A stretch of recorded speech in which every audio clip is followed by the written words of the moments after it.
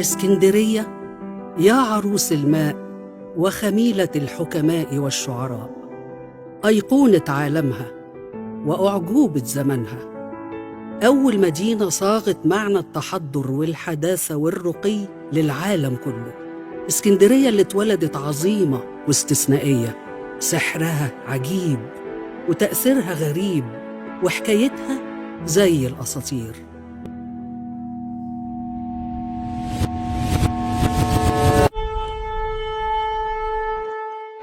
من 2300 سنة جه لمصر فاتح عظيم، الإسكندر الأكبر، قائد أسطوري هزم الفرس وحكم مصر، أثر جمالها وتنوعها الفريد، وبدأ يتجول فيها شرق وغرب. لفت نظره قرية صغيرة هادية ومنسية مكانها بين البحيرة والمية. ولأن الإسكندر كان تلميذ أرسطو الفيلسوف اليوناني العظيم، استنتج عبقرية المكان وفهم بعين الجمال إن القرية دي هي مدينة الأحلام. استدعى الإسكندر مهندسه العبقري دينقراطس وكلفه بمهمة استثنائية، وهي تخطيط بناء مدينة لا تضاهيها المدن. وبدأ دينقراطس في تخطيط المدينة بمواصفات قياسية ما كانتش موجودة قبل كده.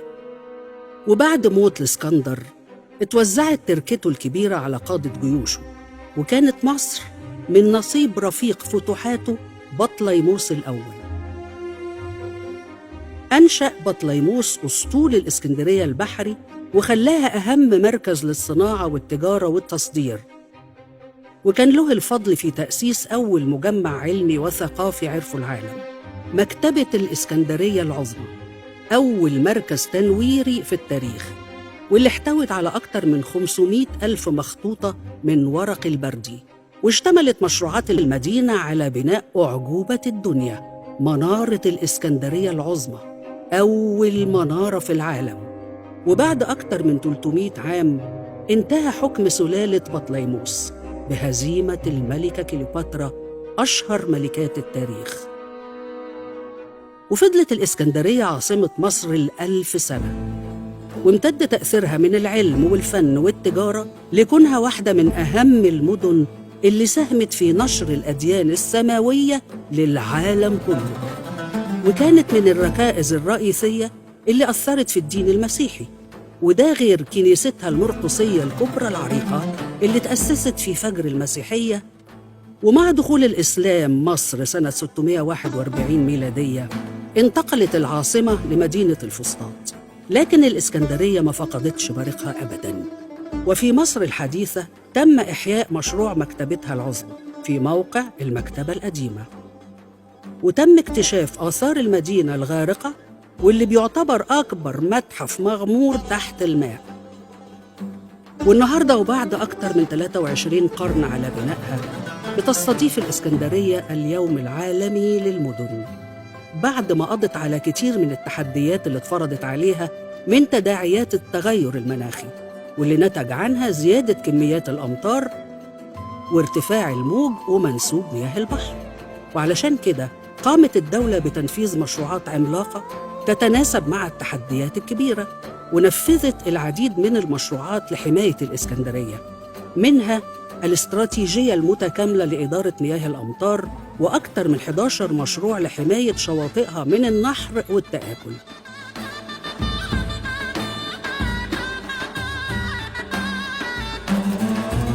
التحدي الثاني اللي واجهته الإسكندرية كان النمو السكاني الكبير، واللي مثل أزمة في سير الحياة داخل المدينة. وقامت الدولة المصرية خلال السنوات العشر الأخيرة بتنفيذ مشروعات هائلة لإنهاء معاناة المواطنين بالمناطق العشوائية، وتم إنشاء مدن حضارية جديدة لتسكين أهالينا، وتم القضاء على معظم المناطق العشوائية والمناطق الغير آمنة. ده غير مشروعات الإسكان بمدينة برج العرب ومشروعات حياة كريمة اللي بترفع كفاءة القرى المحرومة من الخدمات. وحالياً بيتم بناء المشروع الأضخم في محافظة الإسكندرية، مدينة مشارف الجديدة، واللي بتعتبر أكبر مشروع عمراني جديد في المدينة الساحلية، وبيوسع المنطقة المأهولة في الإسكندرية بطريقة منظمة وحضارية عشان تفضل اسكندرية على طول الزمان مارية وترابها زعفران.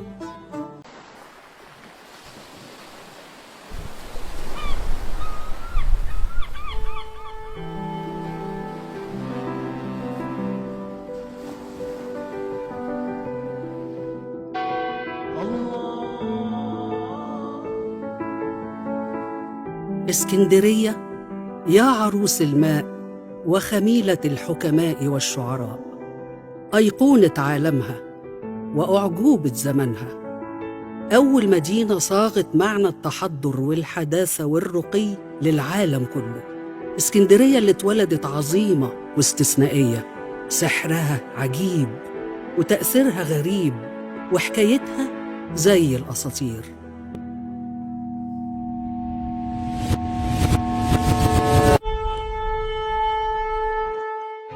من 2300 سنة جه لمصر فاتح عظيم، الإسكندر الأكبر، قائد أسطوري هزم الفرس وحكم مصر، أثروا جمالها وتنوعها الفريد، وبدأ يتجول فيها شرق وغرب. لفت نظره قرية صغيرة هادية ومنسية مكانها بين البحيرة والمية.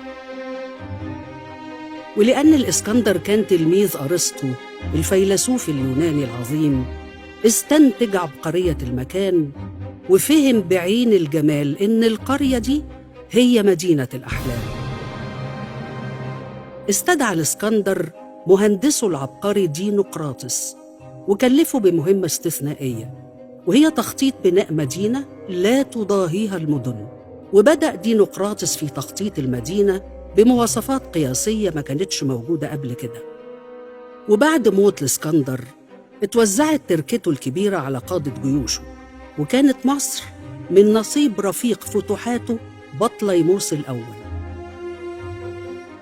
أنشأ بطليموس أسطول الإسكندرية البحري وخلاها أهم مركز للصناعة والتجارة والتصدير، وكان له الفضل في تأسيس أول مجمع علمي وثقافي عرفه العالم، مكتبة الإسكندرية العظمى، أول مركز تنويري في التاريخ، واللي احتوت على أكثر من 500 ألف مخطوطة من ورق البردي. واشتملت مشروعات المدينة على بناء أعجوبة الدنيا، منارة الإسكندرية العظمى، أول منارة في العالم. وبعد أكثر من 300 عام انتهى حكم سلالة بطليموس بهزيمة الملكة كليوباترا، أشهر ملكات التاريخ. وفضلت الإسكندرية عاصمة مصر 1000 سنة، وامتد تأثيرها من العلم والفن والتجارة لكونها واحدة من أهم المدن اللي ساهمت في نشر الأديان السماوية للعالم كله، وكانت من الركائز الرئيسية اللي أثرت في الدين المسيحي، وده غير كنيستها المرقسية الكبرى العريقة اللي تأسست في فجر المسيحية.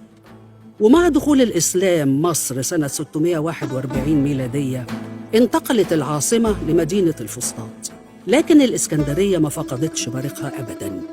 وفي مصر الحديثة تم إحياء مشروع مكتبتها العظمى في موقع المكتبة القديمة، وتم اكتشاف آثار المدينة الغارقة واللي بيعتبر أكبر متحف مغمور تحت الماء.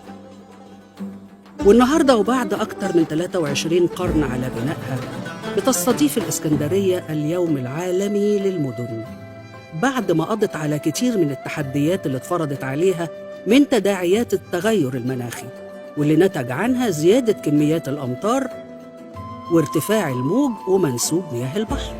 وعلشان كده قامت الدولة بتنفيذ مشروعات عملاقة تتناسب مع التحديات الكبيرة، ونفذت العديد من المشروعات لحماية الإسكندرية، منها الاستراتيجية المتكاملة لإدارة مياه الأمطار، وأكثر من 11 مشروع لحماية شواطئها من النحر والتآكل.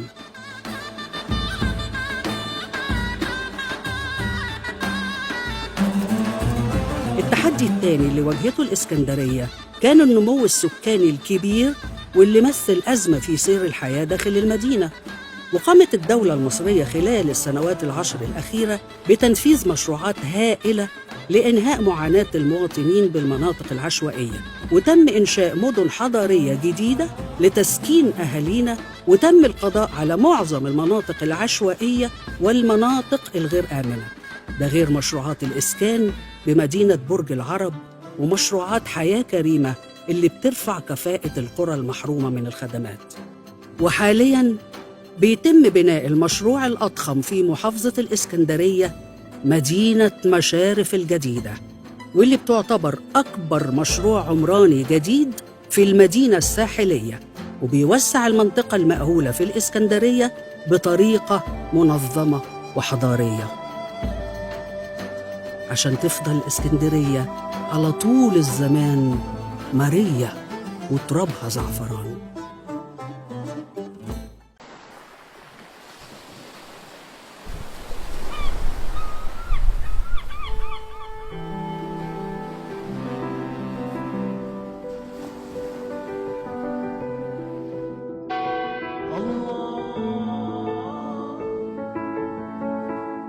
اسكندرية يا عروس الماء وخميلة الحكماء والشعراء، أيقونة عالمها وأعجوبة زمنها، أول مدينة صاغت معنى التحضر والحداثة والرقي للعالم كله.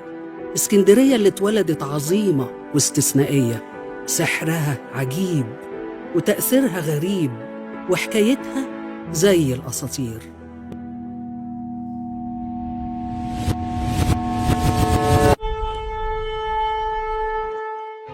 من 2300 سنة جه لمصر فاتح عظيم، الإسكندر الأكبر، قائد أسطوري هزم الفرس وحكم مصر، أثروا جمالها وتنوعها الفريد، وبدأ يتجول فيها شرق وغرب، لفت نظره قرية صغيرة هادية ومنسية مكانها بين البحيرة والمية. ولأن الإسكندر كان تلميذ أرسطو الفيلسوف اليوناني العظيم، استنتج عبقرية المكان وفهم بعين الجمال إن القرية دي هي مدينة الأحلام. استدعى الإسكندر مهندسه العبقري دينقراطس وكلفه بمهمة استثنائية، وهي تخطيط بناء مدينة لا تضاهيها المدن. وبدأ دينقراطس في تخطيط المدينة بمواصفات قياسية ما كانتش موجودة قبل كده. وبعد موت الإسكندر اتوزعت تركته الكبيرة على قادة جيوشه، وكانت مصر من نصيب رفيق فتوحاته بطليموس الأول. أنشأ بطليموس أسطول الإسكندرية البحري وخلاها أهم مركز للصناعة والتجارة والتصدير، وكان له الفضل في تأسيس أول مجمع علمي وثقافي عرفه العالم، مكتبة الإسكندرية العظمى، أول مركز تنويري في التاريخ، واللي احتوت على أكثر من 500,000 مخطوطة من ورق البردي. واشتملت مشروعات المدينة على بناء أعجوبة الدنيا، منارة الإسكندرية العظمى، أول منارة في العالم. وبعد أكثر من 300 عام انتهى حكم سلالة بطليموس بهزيمة الملكة كليوباترا، أشهر ملكات التاريخ. وفضلت الإسكندرية عاصمة مصر ال1000 سنة، وامتد تأثيرها من العلم والفن والتجارة لكونها واحدة من أهم المدن اللي ساهمت في نشر الأديان السماوية للعالم كله، وكانت من الركائز الرئيسية اللي أثرت في الدين المسيحي، وده غير كنيستها المرقسية الكبرى العريقة اللي تأسست في فجر المسيحية. ومع دخول الإسلام مصر سنة 641 ميلادية انتقلت العاصمة لمدينة الفسطاط، لكن الإسكندرية ما فقدتش بريقها أبداً. وفي مصر الحديثة تم إحياء مشروع مكتبتها العظمى في موقع المكتبة القديمة، وتم اكتشاف آثار المدينة الغارقة واللي بيعتبر أكبر متحف مغمور تحت الماء. والنهاردة وبعد أكثر من 23 قرن على بنائها بتستضيف الإسكندرية اليوم العالمي للمدن، بعد ما قضت على كتير من التحديات اللي اتفرضت عليها من تداعيات التغير المناخي، واللي نتج عنها زيادة كميات الأمطار وارتفاع الموج ومنسوب مياه البحر.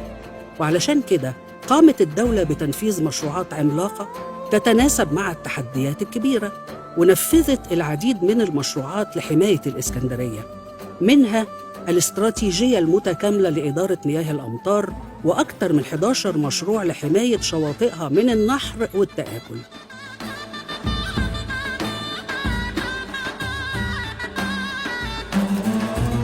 التحدي الثاني اللي واجهته الإسكندرية كان النمو السكاني الكبير، واللي مثل أزمة في سير الحياة داخل المدينة.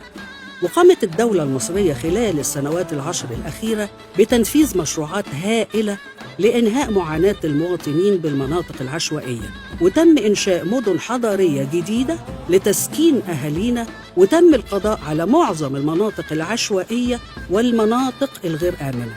ده غير مشروعات الإسكان بمدينة برج العرب ومشروعات حياة كريمة اللي بترفع كفاءة القرى المحرومة من الخدمات. وحالياً بيتم بناء المشروع الأضخم في محافظة الإسكندرية، مدينة مشارف الجديدة، واللي بتعتبر أكبر مشروع عمراني جديد في المدينة الساحلية، وبيوسع المنطقة المأهولة في الإسكندرية بطريقة منظمة وحضارية، عشان تفضل الإسكندرية على طول الزمان مارية وترابها زعفران.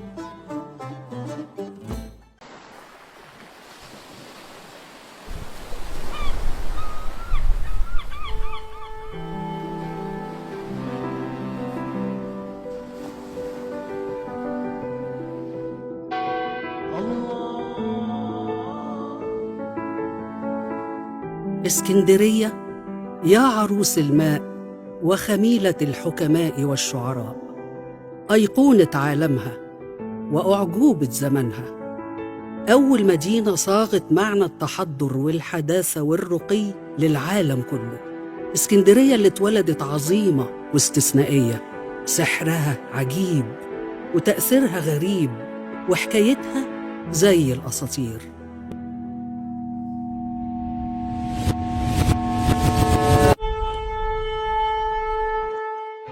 من 2300 سنة جه لمصر فاتح عظيم، الإسكندر الأكبر، قائد أسطوري هزم الفرس وحكم مصر، أثر جمالها وتنوعها الفريد، وبدأ يتجول فيها شرق وغرب، لفت نظره قرية صغيرة هادية ومنسية مكانها بين البحيرة والمية.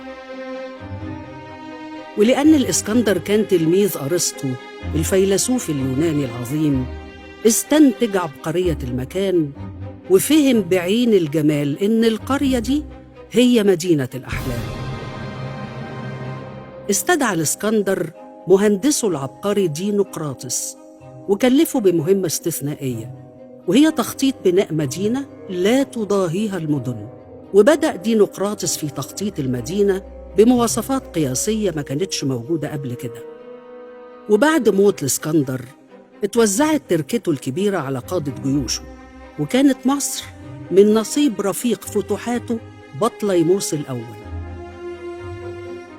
أنشأ بطليموس أسطول الإسكندرية البحري وخلاها أهم مركز للصناعة والتجارة والتصدير، وكان له الفضل في تأسيس أول مجمع علمي وثقافي عرفه العالم، مكتبة الإسكندرية العظمى، أول مركز تنويري في التاريخ، واللي احتوت على أكثر من 500,000 مخطوطة من ورق البردي. واشتملت مشروعات المدينة على بناء أعجوبة الدنيا، منارة الإسكندرية العظمى، أول منارة في العالم. وبعد أكثر من 300 عام انتهى حكم سلالة بطليموس بهزيمة الملكة كليوباترا، أشهر ملكات التاريخ. وفضلت الإسكندرية عاصمة مصر 1000 سنة، وامتد تأثيرها من العلم والفن والتجارة لكونها واحدة من أهم المدن اللي ساهمت في نشر الأديان السماوية للعالم كله، وكانت من الركائز الرئيسية اللي أثرت في الدين المسيحي، وده غير كنيستها المرقسية الكبرى العريقة اللي تأسست في فجر المسيحية. ومع دخول الإسلام مصر سنة 641 ميلادية انتقلت العاصمة لمدينة الفسطاط، لكن الإسكندرية ما فقدتش بريقها أبداً. وفي مصر الحديثة تم إحياء مشروع مكتبتها العظمى في موقع المكتبة القديمة. وتم اكتشاف آثار المدينة الغارقة واللي بيعتبر أكبر متحف مغمور تحت الماء. والنهاردة وبعد أكتر من 23 قرن على بنائها بتستضيف الإسكندرية اليوم العالمي للمدن، بعد ما قضت على كتير من التحديات اللي اتفرضت عليها من تداعيات التغير المناخي، واللي نتج عنها زيادة كميات الأمطار وارتفاع الموج ومنسوب مياه البحر. وعلشان كده قامت الدولة بتنفيذ مشروعات عملاقة تتناسب مع التحديات الكبيرة، ونفذت العديد من المشروعات لحماية الإسكندرية، منها الاستراتيجية المتكاملة لإدارة مياه الأمطار، وأكثر من 11 مشروع لحماية شواطئها من النحر والتآكل.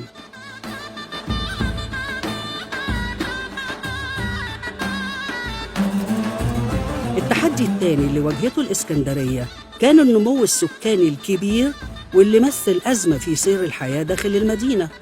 وقامت الدولة المصرية خلال السنوات العشر الأخيرة بتنفيذ مشروعات هائلة لإنهاء معاناة المواطنين بالمناطق العشوائية، وتم إنشاء مدن حضارية جديدة لتسكين أهالينا، وتم القضاء على معظم المناطق العشوائية والمناطق الغير آمنة، ده غير مشروعات الإسكان بمدينة برج العرب ومشروعات حياة كريمة اللي بترفع كفاءة القرى المحرومة من الخدمات.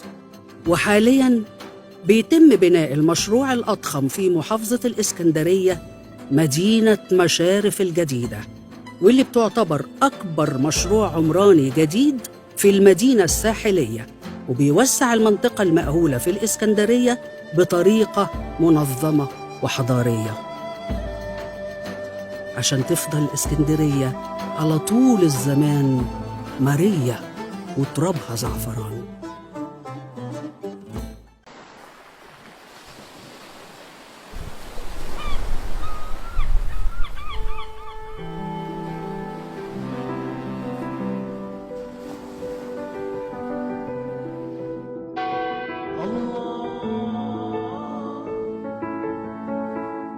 اسكندرية يا عروس الماء وخميلة الحكماء والشعراء، أيقونة عالمها وأعجوبة زمنها، أول مدينة صاغت معنى التحضر والحداثة والرقي للعالم كله.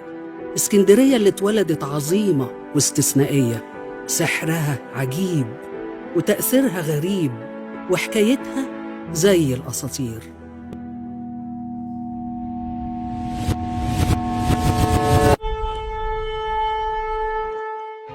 من 2300 سنة جه لمصر فاتح عظيم، الإسكندر الأكبر، قائد أسطوري هزم الفرس وحكم مصر، أثروا جمالها وتنوعها الفريد، وبدأ يتجول فيها شرق وغرب. لفت نظره قرية صغيرة هادية ومنسية مكانها بين البحيرة والمية. ولأن الإسكندر كان تلميذ أرسطو الفيلسوف اليوناني العظيم، استنتج عبقرية المكان وفهم بعين الجمال إن القرية دي هي مدينة الأحلام.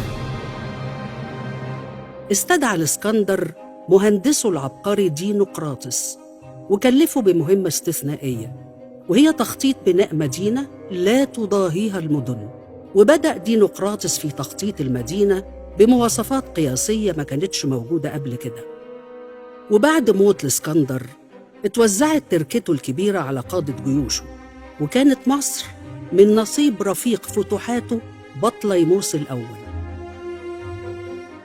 أنشأ بطليموس أسطول الإسكندرية البحري وخلاها أهم مركز للصناعة والتجارة والتصدير، وكان له الفضل في تأسيس أول مجمع علمي وثقافي عرفه العالم، مكتبة الإسكندرية العظمى، أول مركز تنويري في التاريخ، واللي احتوت على أكثر من 500,000 مخطوطة من ورق البردي. واشتملت مشروعات المدينة على بناء أعجوبة الدنيا، منارة الإسكندرية العظمى، أول منارة في العالم. وبعد أكثر من 300 عام انتهى حكم سلالة بطليموس بهزيمة الملكة كليوباترا، أشهر ملكات التاريخ. وفضلت الإسكندرية عاصمة مصر 1000 سنة، وامتد تأثيرها من العلم والفن والتجارة لكونها واحدة من أهم المدن اللي ساهمت في نشر الأديان السماوية للعالم كله، وكانت من الركائز الرئيسية اللي أثرت في الدين المسيحي، وده غير كنيستها المرقسية الكبرى العريقة اللي تأسست في فجر المسيحية. ومع دخول الإسلام مصر سنة 641 ميلادية انتقلت العاصمة لمدينة الفسطاط، لكن الإسكندرية ما فقدتش بريقها أبداً. وفي مصر الحديثة تم إحياء مشروع مكتبتها العظمى في موقع المكتبة القديمة، وتم اكتشاف آثار المدينة الغارقة واللي بيعتبر أكبر متحف مغمور تحت الماء. والنهاردة وبعد أكثر من 23 قرن على بنائها بتستضيف الإسكندرية اليوم العالمي للمدن، بعد ما قضت على كتير من التحديات اللي اتفرضت عليها من تداعيات التغير المناخي، واللي نتج عنها زيادة كميات الأمطار وارتفاع الموج ومنسوب مياه البحر. وعلشان كده قامت الدولة بتنفيذ مشروعات عملاقة تتناسب مع التحديات الكبيرة، ونفذت العديد من المشروعات لحماية الإسكندرية، منها الاستراتيجية المتكاملة لإدارة مياه الأمطار، وأكثر من 11 مشروع لحماية شواطئها من النحر والتآكل.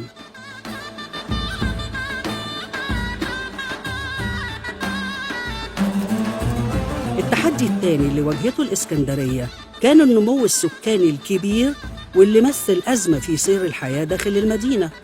وقامت الدولة المصرية خلال السنوات العشر الأخيرة بتنفيذ مشروعات هائلة لإنهاء معاناة المواطنين بالمناطق العشوائية، وتم إنشاء مدن حضارية جديدة لتسكين أهالينا، وتم القضاء على معظم المناطق العشوائية والمناطق الغير آمنة، ده غير مشروعات الإسكان بمدينة برج العرب ومشروعات حياة كريمة اللي بترفع كفاءة القرى المحرومة من الخدمات. وحالياً بيتم بناء المشروع الأضخم في محافظة الإسكندرية، مدينة مشارف الجديدة، واللي بتعتبر أكبر مشروع عمراني جديد في المدينة الساحلية، وبيوسع المنطقة المأهولة في الإسكندرية بطريقة منظمة وحضارية، عشان تفضل الإسكندرية على طول الزمان مارية وترابها زعفران.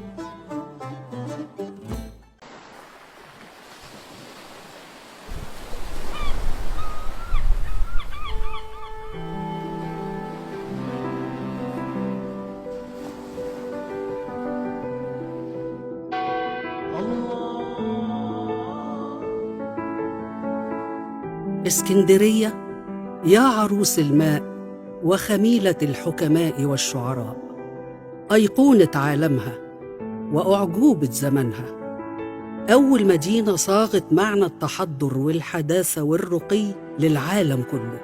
اسكندرية اللي اتولدت عظيمة واستثنائية، سحرها عجيب وتأثيرها غريب وحكايتها زي الأساطير.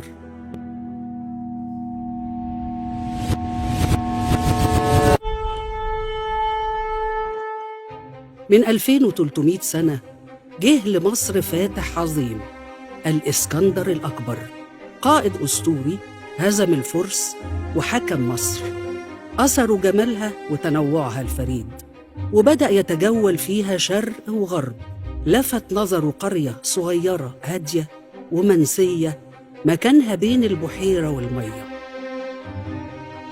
ولأن الإسكندر كان تلميذ أرسطو الفيلسوف اليوناني العظيم، استنتج عبقرية المكان وفهم بعين الجمال إن القرية دي هي مدينة الأحلام. استدعى الإسكندر مهندسه العبقري دينقراطس وكلفه بمهمة استثنائية، وهي تخطيط بناء مدينة لا تضاهيها المدن. وبدأ دينقراطس في تخطيط المدينة بمواصفات قياسية ما كانتش موجودة قبل كده. وبعد موت الإسكندر اتوزعت تركته الكبيرة على قادة جيوشه، وكانت مصر من نصيب رفيق فتوحاته بطليموس الأول. أنشأ بطليموس أسطول الإسكندرية البحري وخلاها أهم مركز للصناعة والتجارة والتصدير، وكان له الفضل في تأسيس أول مجمع علمي وثقافي عرفه العالم، مكتبة الإسكندرية العظمى، أول مركز تنويري في التاريخ. واللي احتوت على أكتر من 500 ألف مخطوطة من ورق البردي. واشتملت مشروعات المدينة على بناء أعجوبة الدنيا، منارة الإسكندرية العظمى، أول منارة في العالم. وبعد أكتر من 300 عام انتهى حكم سلالة بطليموس بهزيمة الملكة كليوباترا، أشهر ملكات التاريخ. وفضلت الإسكندرية عاصمة مصر ال1000 سنة، وامتد تأثيرها من العلم والفن والتجارة لكونها واحدة من أهم المدن اللي ساهمت في نشر الأديان السماوية للعالم كله، وكانت من الركائز الرئيسية اللي أثرت في الدين المسيحي، وده غير كنيستها المرقسية الكبرى العريقة اللي تأسست في فجر المسيحية. ومع دخول الإسلام مصر سنة 641 ميلادية انتقلت العاصمة لمدينة الفسطاط، لكن الإسكندرية ما فقدتش بريقها أبداً. وفي مصر الحديثة تم إحياء مشروع مكتبتها العظمى في موقع المكتبة القديمة، وتم اكتشاف آثار المدينة الغارقة واللي بيعتبر أكبر متحف مغمور تحت الماء. والنهاردة وبعد أكتر من 23 قرن على بنائها بتستضيف الإسكندرية اليوم العالمي للمدن، بعد ما قضت على كتير من التحديات اللي اتفرضت عليها من تداعيات التغير المناخي، واللي نتج عنها زيادة كميات الأمطار وارتفاع الموج ومنسوب مياه البحر. وعلشان كده قامت الدولة بتنفيذ مشروعات عملاقة تتناسب مع التحديات الكبيرة، ونفذت العديد من المشروعات لحماية الإسكندرية، منها الاستراتيجية المتكاملة لإدارة مياه الأمطار، وأكثر من 11 مشروع لحماية شواطئها من النحر والتآكل.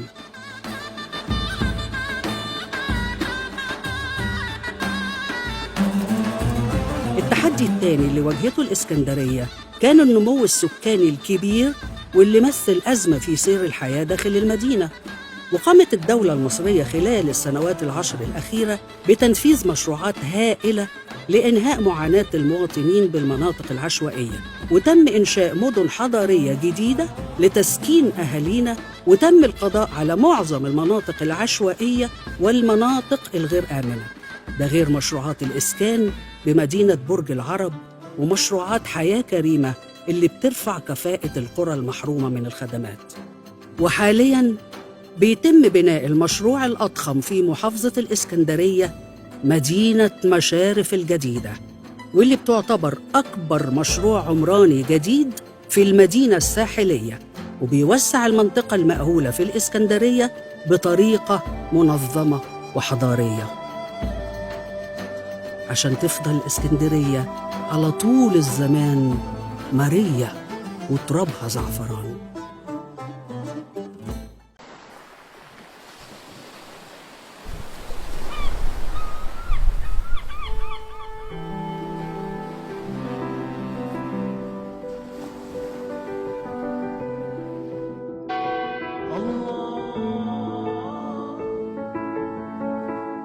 اسكندرية يا عروس الماء وخميلة الحكماء والشعراء، أيقونة عالمها وأعجوبة زمنها، أول مدينة صاغت معنى التحضر والحداثة والرقي للعالم كله. اسكندرية اللي اتولدت عظيمة واستثنائية، سحرها عجيب وتأثيرها غريب، وحكايتها زي الأساطير.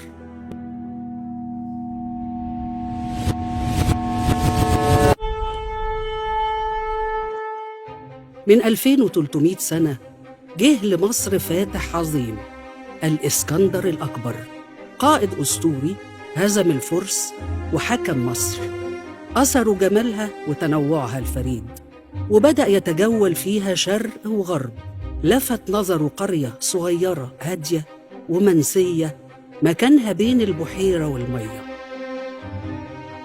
ولأن الإسكندر كان تلميذ أرسطو الفيلسوف اليوناني العظيم، استنتج عبقرية المكان وفهم بعين الجمال إن القرية دي هي مدينة الأحلام. استدعى الإسكندر مهندسه العبقري دينقراطس وكلفه بمهمة استثنائية، وهي تخطيط بناء مدينة لا تضاهيها المدن. وبدأ دينقراطس في تخطيط المدينة بمواصفات قياسية ما كانتش موجودة قبل كده.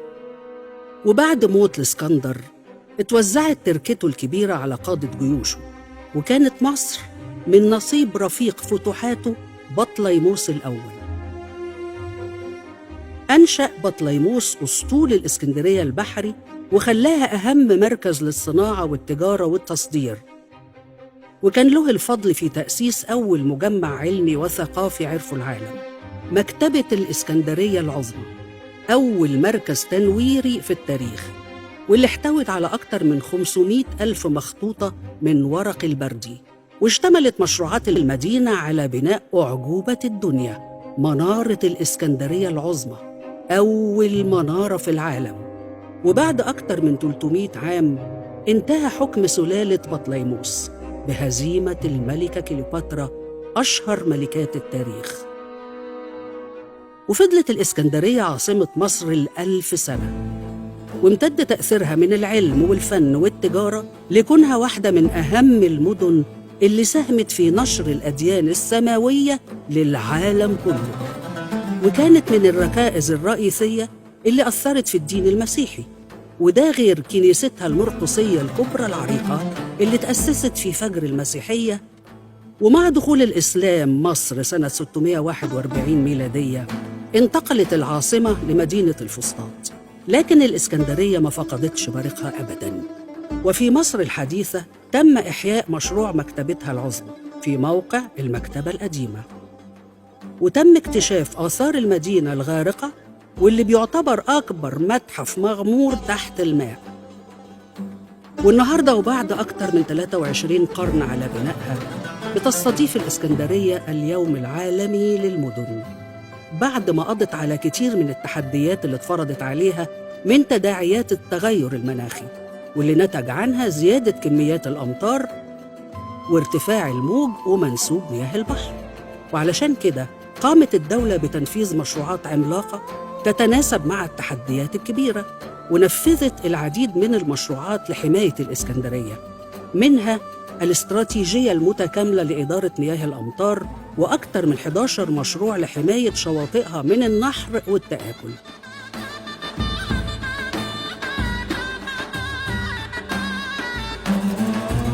التحدي الثاني اللي واجهته الإسكندرية كان النمو السكاني الكبير، واللي مثل أزمة في سير الحياة داخل المدينة.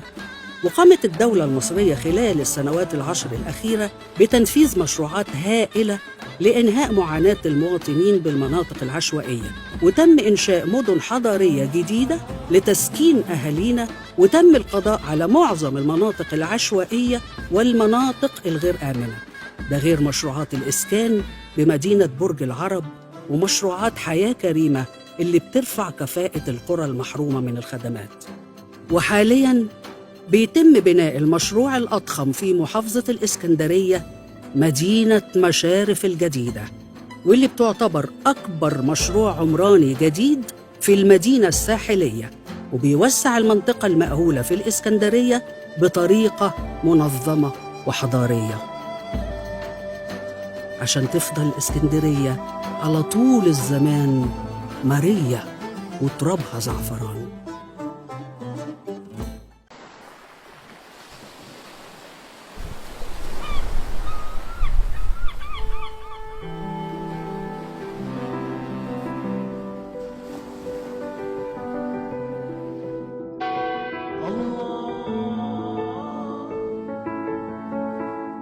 اسكندرية يا عروس الماء وخميلة الحكماء والشعراء، أيقونة عالمها وأعجوبة زمنها، أول مدينة صاغت معنى التحضر والحداثة والرقي للعالم كله. اسكندرية اللي اتولدت عظيمة واستثنائية، سحرها عجيب وتأثيرها غريب، وحكايتها زي الأساطير.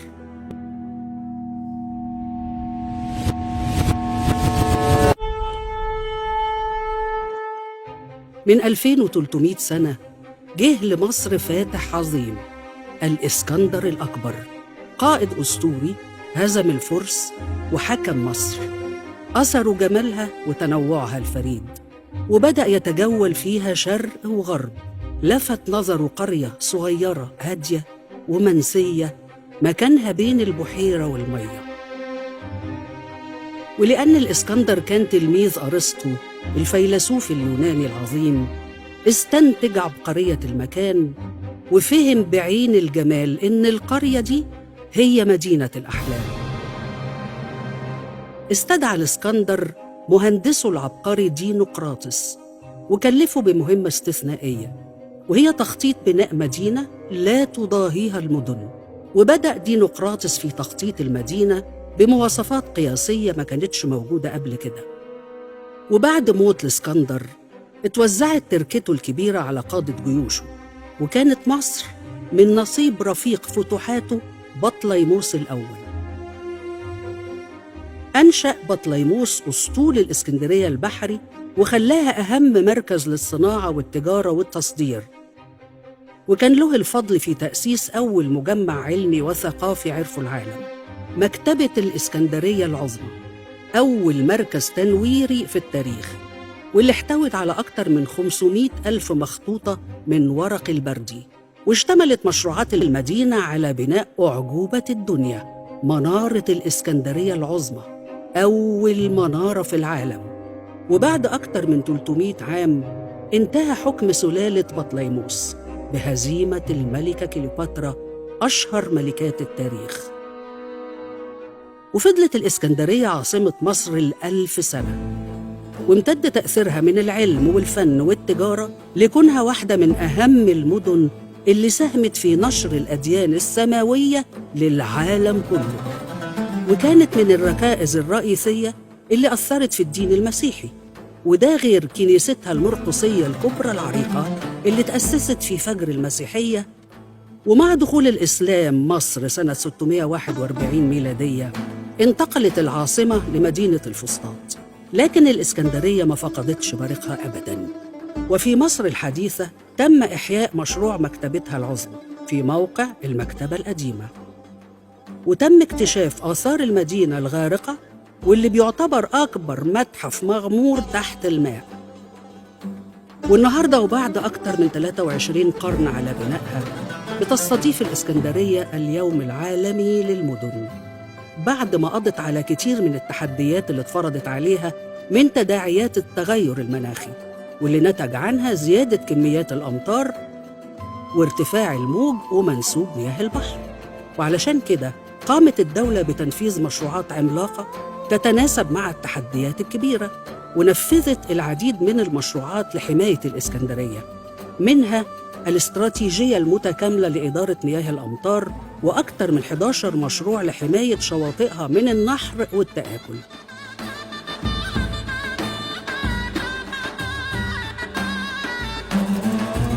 التحدي الثاني اللي واجهته الإسكندرية كان النمو السكاني الكبير، واللي مثل أزمة في سير الحياة داخل المدينة.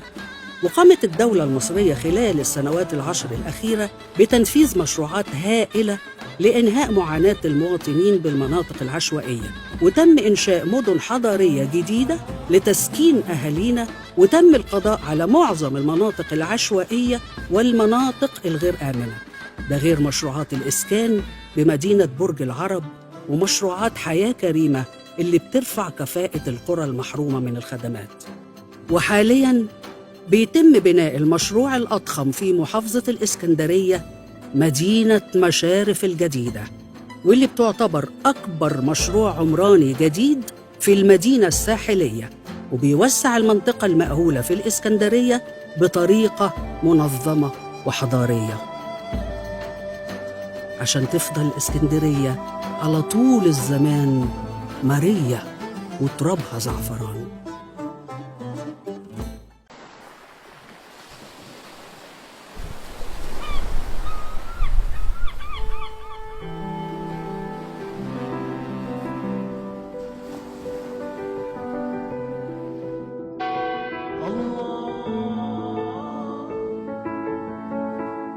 اسكندرية يا عروس الماء وخميلة الحكماء والشعراء، أيقونة عالمها وأعجوبة زمنها، أول مدينة صاغت معنى التحضر والحداثة والرقي للعالم كله. اسكندرية اللي اتولدت عظيمة واستثنائية، سحرها عجيب وتأثيرها غريب وحكايتها زي الأساطير.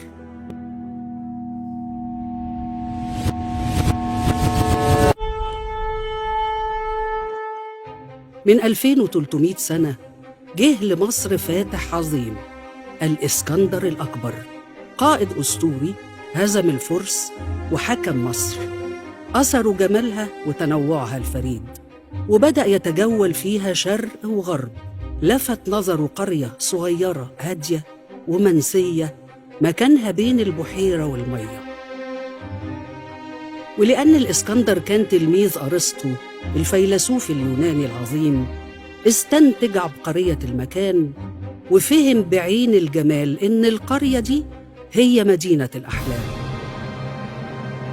استدعى الإسكندر مهندسه العبقري دينقراطس وكلفه بمهمة استثنائية، وهي تخطيط بناء مدينة لا تضاهيها المدن. وبدأ دينقراطس في تخطيط المدينة بمواصفات قياسية ما كانتش موجودة قبل كده. وبعد موت الإسكندر اتوزعت تركته الكبيرة على قادة جيوشه، وكانت مصر من نصيب رفيق فتوحاته بطليموس الأول. أنشأ بطليموس أسطول الإسكندرية البحري وخلاها أهم مركز للصناعة والتجارة والتصدير، وكان له الفضل في تأسيس أول مجمع علمي وثقافي عرفه العالم، مكتبة الإسكندرية العظمى، أول مركز تنويري في التاريخ، واللي احتوت على أكثر من 500 ألف مخطوطة من ورق البردي. واشتملت مشروعات المدينة على بناء أعجوبة الدنيا، منارة الإسكندرية العظمى، أول منارة في العالم. وبعد أكثر من 300 عام انتهى حكم سلالة بطليموس بهزيمة الملكة كليوباترا، أشهر ملكات التاريخ. وفضلت الإسكندرية عاصمة مصر ال1000 سنة، وامتد تأثيرها من العلم والفن والتجارة لكونها واحدة من أهم المدن اللي ساهمت في نشر الأديان السماوية للعالم كله، وكانت من الركائز الرئيسية اللي أثرت في الدين المسيحي، وده غير كنيستها المرقسية الكبرى العريقة اللي تأسست في فجر المسيحية. ومع دخول الإسلام مصر سنة 641 ميلادية انتقلت العاصمة لمدينة الفسطاط، لكن الإسكندرية ما فقدتش بريقها أبداً. وفي مصر الحديثة تم إحياء مشروع مكتبتها العظمى في موقع المكتبة القديمة، وتم اكتشاف آثار المدينة الغارقة واللي بيعتبر أكبر متحف مغمور تحت الماء. والنهاردة وبعد أكثر من 23 قرن على بنائها بتستضيف الإسكندرية اليوم العالمي للمدن، بعد ما قضت على كتير من التحديات اللي اتفرضت عليها من تداعيات التغير المناخي، واللي نتج عنها زيادة كميات الأمطار وارتفاع الموج ومنسوب مياه البحر.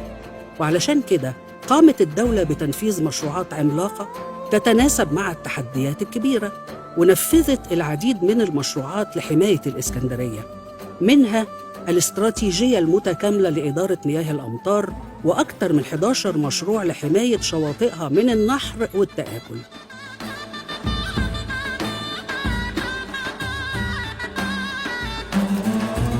التحدي الثاني اللي واجهته الإسكندرية كان النمو السكاني الكبير واللي مثل أزمة في سير الحياة داخل المدينة. وقامت الدولة المصرية خلال السنوات ال10 الأخيرة بتنفيذ مشروعات هائلة لإنهاء معاناة المواطنين بالمناطق العشوائية، وتم إنشاء مدن حضارية جديدة لتسكين أهالينا، وتم القضاء على معظم المناطق العشوائية والمناطق الغير آمنة، ده غير مشروعات الإسكان بمدينة برج العرب ومشروعات حياة كريمة اللي بترفع كفاءة القرى المحرومة من الخدمات. وحالياً بيتم بناء المشروع الأضخم في محافظة الإسكندرية، مدينة مشارف الجديدة، واللي بتعتبر أكبر مشروع عمراني جديد في المدينة الساحلية، وبيوسع المنطقة المأهولة في الإسكندرية بطريقة منظمة وحضارية، عشان تفضل الإسكندرية على طول الزمان مارية وترابها زعفران.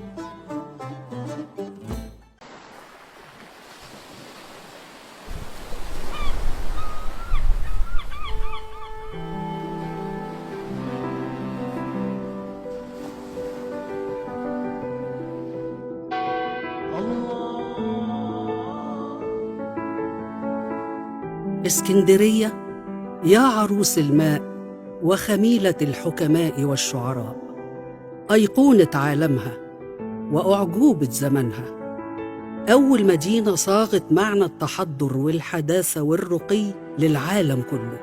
اسكندرية اللي اتولدت عظيمة واستثنائية، سحرها عجيب وتأثيرها غريب وحكايتها زي الأساطير.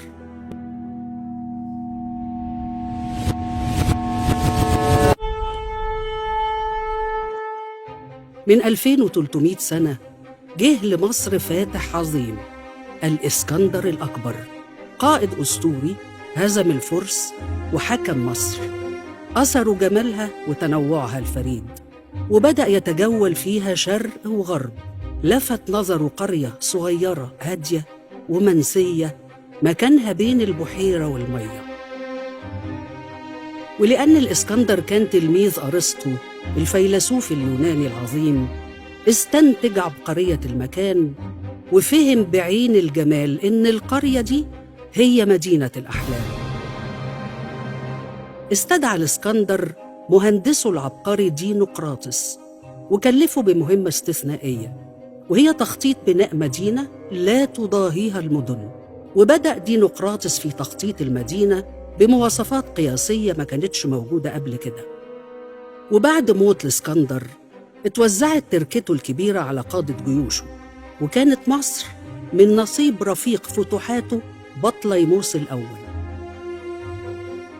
أنشأ بطليموس أسطول الإسكندرية البحري وخلاها أهم مركز للصناعة والتجارة والتصدير، وكان له الفضل في تأسيس أول مجمع علمي وثقافي عرفه العالم، مكتبة الإسكندرية العظمى، أول مركز تنويري في التاريخ، واللي احتوت على أكثر من 500 ألف مخطوطة من ورق البردي. واشتملت مشروعات المدينة على بناء أعجوبة الدنيا، منارة الإسكندرية العظمى، أول منارة في العالم. وبعد أكثر من 300 عام انتهى حكم سلالة بطليموس بهزيمة الملكة كليوباترا، أشهر ملكات التاريخ.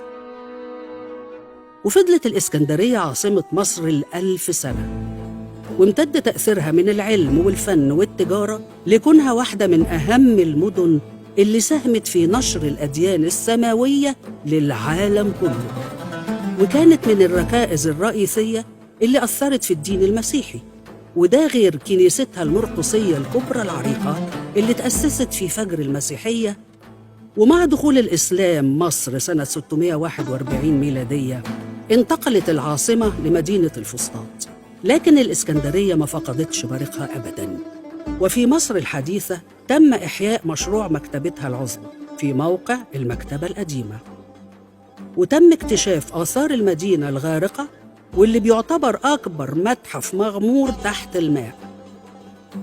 والنهاردة وبعد أكثر من 23 قرن على بنائها بتستضيف الإسكندرية اليوم العالمي للمدن، بعد ما قضت على كتير من التحديات اللي اتفرضت عليها من تداعيات التغير المناخي، واللي نتج عنها زيادة كميات الأمطار وارتفاع الموج ومنسوب مياه البحر. وعلشان كده قامت الدولة بتنفيذ مشروعات عملاقة تتناسب مع التحديات الكبيرة، ونفذت العديد من المشروعات لحماية الإسكندرية، منها الاستراتيجية المتكاملة لإدارة مياه الأمطار، وأكثر من 11 مشروع لحماية شواطئها من النحر والتآكل.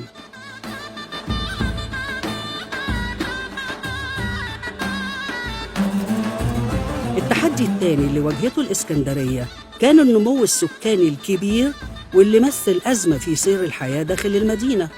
وقامت الدولة المصرية خلال السنوات العشر الأخيرة بتنفيذ مشروعات هائلة لإنهاء معاناة المواطنين بالمناطق العشوائية، وتم إنشاء مدن حضارية جديدة لتسكين أهالينا، وتم القضاء على معظم المناطق العشوائية والمناطق الغير آمنة، ده غير مشروعات الإسكان بمدينة برج العرب ومشروعات حياة كريمة اللي بترفع كفاءة القرى المحرومة من الخدمات.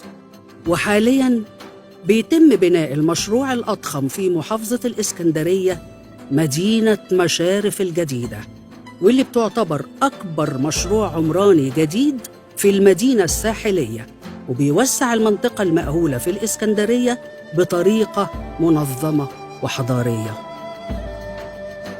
عشان تفضل اسكندرية على طول الزمان مارية وترابها زعفران.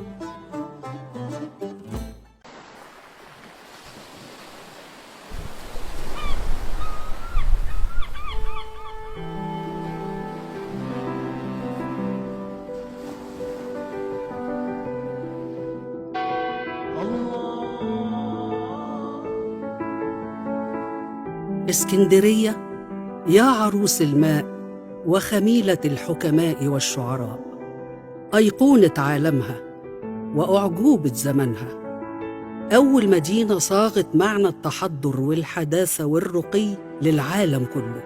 اسكندرية اللي اتولدت عظيمة واستثنائية، سحرها عجيب وتأثيرها غريب وحكايتها زي الأساطير.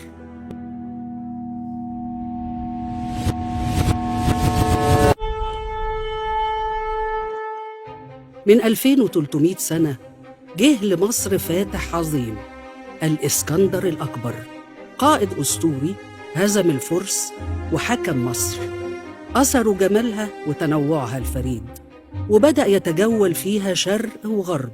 لفت نظره قرية صغيرة هادية ومنسية مكانها بين البحيرة والمية.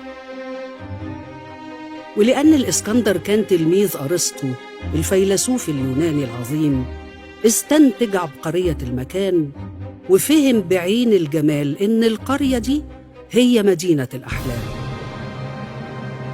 استدعى الإسكندر مهندسه العبقري دينقراطس وكلفه بمهمة استثنائية، وهي تخطيط بناء مدينة لا تضاهيها المدن. وبدأ دينقراطس في تخطيط المدينة بمواصفات قياسية ما كانتش موجودة قبل كده. وبعد موت الإسكندر اتوزعت تركته الكبيرة على قادة جيوشه، وكانت مصر من نصيب رفيق فتوحاته بطليموس الأول. أنشأ بطليموس أسطول الإسكندرية البحري وخلاها أهم مركز للصناعة والتجارة والتصدير، وكان له الفضل في تأسيس أول مجمع علمي وثقافي عرفه العالم، مكتبة الإسكندرية العظمى، أول مركز تنويري في التاريخ، واللي احتوت على أكثر من 500 ألف مخطوطة من ورق البردي. واشتملت مشروعات المدينة على بناء أعجوبة الدنيا، منارة الإسكندرية العظمى، أول منارة في العالم. وبعد أكثر من 300 عام انتهى حكم سلالة بطليموس بهزيمة الملكة كليوباترا، أشهر ملكات التاريخ. وفضلت الإسكندرية عاصمة مصر ال1000 سنة، وامتد تأثيرها من العلم والفن والتجارة لكونها واحدة من أهم المدن اللي ساهمت في نشر الأديان السماوية للعالم كله، وكانت من الركائز الرئيسية اللي أثرت في الدين المسيحي، وده غير كنيستها المرقسية الكبرى العريقة اللي تأسست في فجر المسيحية. ومع دخول الإسلام مصر سنة 641 ميلادية انتقلت العاصمة لمدينة الفسطاط، لكن الإسكندرية ما فقدتش بريقها أبداً. وفي مصر الحديثة تم إحياء مشروع مكتبتها العظمى في موقع المكتبة القديمة، وتم اكتشاف آثار المدينة الغارقة واللي بيعتبر أكبر متحف مغمور تحت الماء. والنهاردة وبعد أكثر من 23 قرن على بنائها بتستضيف الإسكندرية اليوم العالمي للمدن، بعد ما قضت على كتير من التحديات اللي اتفرضت عليها من تداعيات التغير المناخي، واللي نتج عنها زيادة كميات الأمطار وارتفاع الموج ومنسوب مياه البحر. وعلشان كده قامت الدولة بتنفيذ مشروعات عملاقة تتناسب مع التحديات الكبيرة، ونفذت العديد من المشروعات لحماية الإسكندرية، منها الاستراتيجية المتكاملة لإدارة مياه الأمطار، وأكثر من 11 مشروع لحماية شواطئها من النحر والتآكل.